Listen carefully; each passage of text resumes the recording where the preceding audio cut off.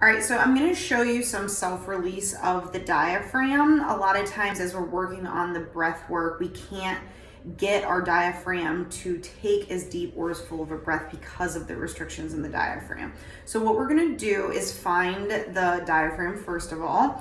I want you to trace along those bottom ribs, and your diaphragm lives up underneath of the ribs just like that. So you can do this in any position, but especially if, pregnant, baby on board, and you're not wanting to lay on your back, then you can do this seated. You could do it standing, but not as ideal.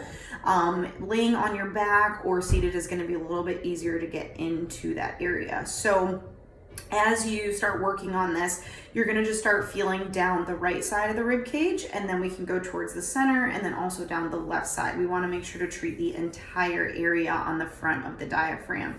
So as you palpate along or feel through here, you're just gonna take a soft hook underneath your ribs. You don't have to dig or press or make it more uncomfortable than it is, but I want you to just feel along that area. If you find something that might be a little more firm, harder to push into, that's exactly the area we're looking for. Those are trigger points in the diaphragm.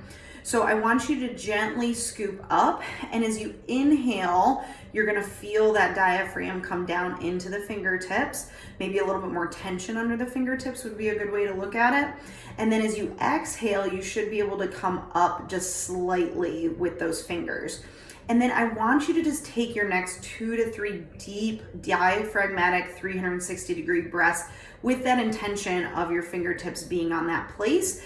After those 2 or 3 breaths and you go back through and feel, you'll notice it's a lot less tender. When you take your next several breaths, you shouldn't feel as much of like maybe a hitch or a get up as you're kind of feeling and scooping through there. So just kind of progress all the way down along that right side, hang out in any areas that don't let go, do it a couple extra minutes if you need to, and then move over to that left side and find anything along that area. You might feel some digestive type of stuff because sometimes the stomach will come up and through the diaphragm, and we'll get some of the reflux or heartburn symptoms. So as you do it, don't be alarmed if you start feeling like gurgles and things. It's just helping that stomach move in the right direction so digestion can happen. So we'll increase breathing, decrease rib pain, and maybe even increase digestion, which is great. If you have any questions, let me know and I'll try to explain a little bit further, but it's a great self-care treatment at home that you can do to get that diaphragm to release a little bit better.